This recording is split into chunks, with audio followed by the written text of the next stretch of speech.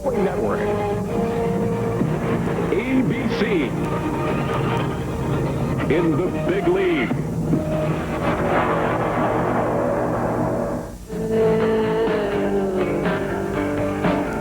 Was she asking for it? Was she asking tonight? Yes, she was asking. Hi, good evening and welcome. Ay, tumanda. Eh? Sino? Sino Tito Weekendoy? Hindi. Sila ang Flowers for Zoe, ang bandang ipifeature natin sa Launchpad. Oh, boys, introduce yourselves. Imo. Good. John, Philip. Very good. Oh, bakit ayaw nyo naman tumanda?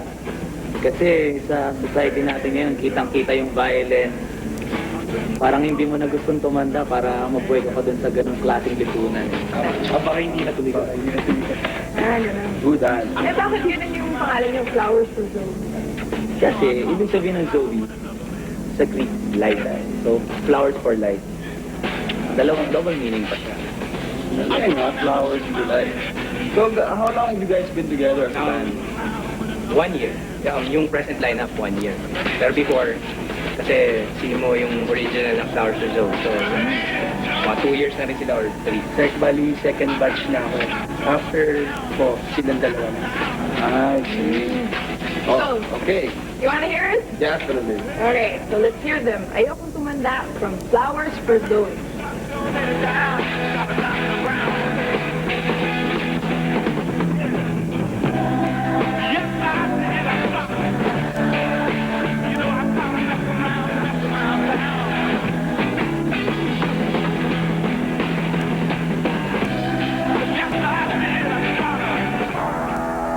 Mahaba ang panahon at hindi sumusulong.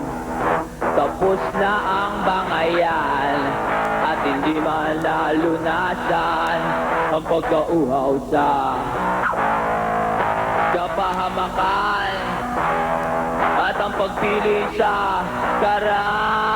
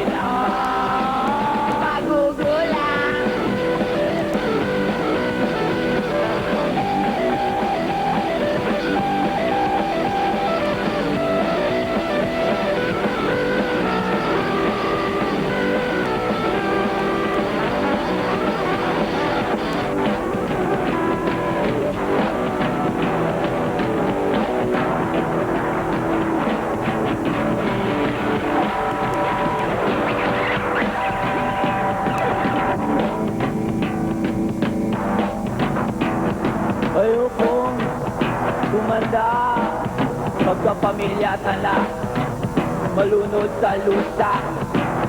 Takot na akong mabuti pa kayang tapusin narito. Bakit na isa? Bayan ko ay walang kinabukasan. Sino ba